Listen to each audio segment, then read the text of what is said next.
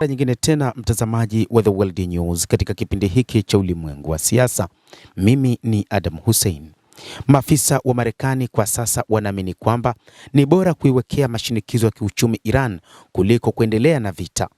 Maafisa hao wa Marekani wanasema shinikizo la kiuchumi kupitia vikwazo litaleta uharibifu wa kudumu zaidi kwa Iran kuliko kufanya mashambulizi ya kijeshi ambayo yanaua raia wasiokuwa na hatia, lakini pia yanawapa hasara kubwa ya kifedha wa Marekani wenyewe, lakini pia yanasababisha vifo vya wanajeshi wa Kimarekani na kutumia fedha nyingi za Wamarekani.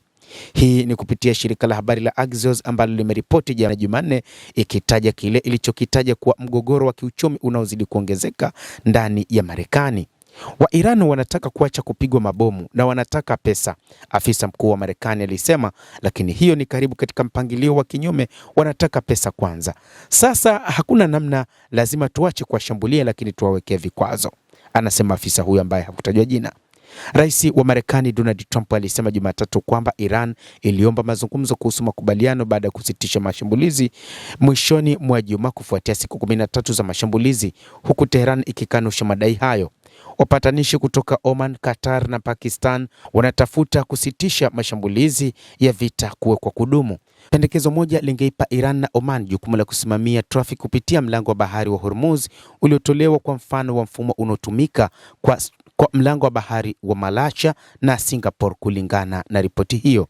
Baadhi ya wa Iran wanataka hili, wengine hawataki. Hiyo ni sehemu ya suala, afisa huyo mkuu wa utawala wa Marekani alisema.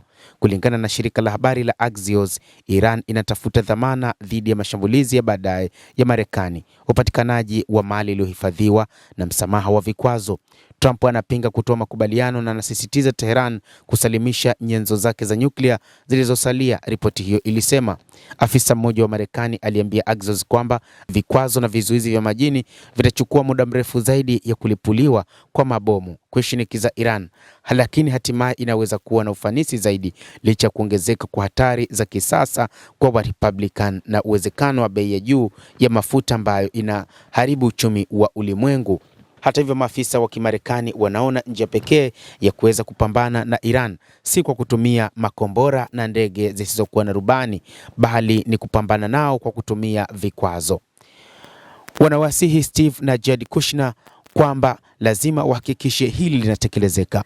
Maafisa hao wanasema kwamba ikiwa Jared Kushner na Steve Witkoff watamshauri Trump kuacha kuishambulia Iran lakini kuwekea vikwazo, itakuwa ni ushindi mkubwa sana kwa utawala wake.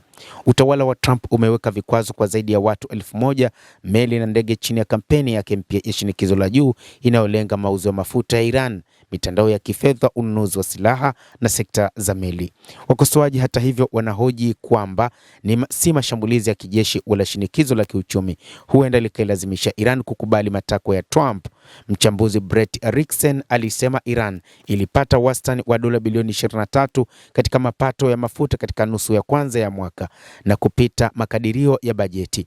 Vita vya kiuchumi ni mbinu iliyovunjwa kimsingi kwa vita vya Iran, Erickson aliandika katika ukurasa wa X mnamo Jumatatu, lakini alimaanisha kwamba kwa sasa wa Iran wapo katika nafasi nzuri zaidi, lakini Marekani haipaswi kuendelea na mashambulizi haya isipokuwa kwa namna ambavyo inataka kutengeneza mfano wa kutaka ushindi kupitia vita. Ni jambo ambalo ni zito mno katika kuishinda Iran. Katibu wa vyombo vya habari wa ikulu ya White House Caroline Levitt alisema Rais Trump anapendelea suluhu la diplomasia, lakini anaendelea kubakia na chaguzi zote ikiwa Iran itaendelea na shughuli za mashambulizi katika lango la bahari la Hormuz dhidi ya meli za washirika wake wa Marekani.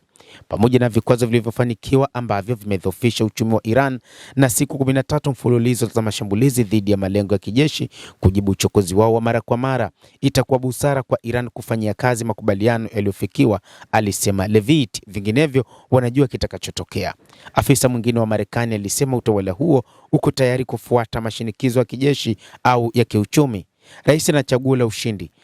Marekani ina uwezo wa kushinda kijeshi kwa kiwango kamili, na Marekani ina uwezo wa kutekeleza vikwazo vya kiuchumi vinavyoelemaza Iran, afisa huyo alisema.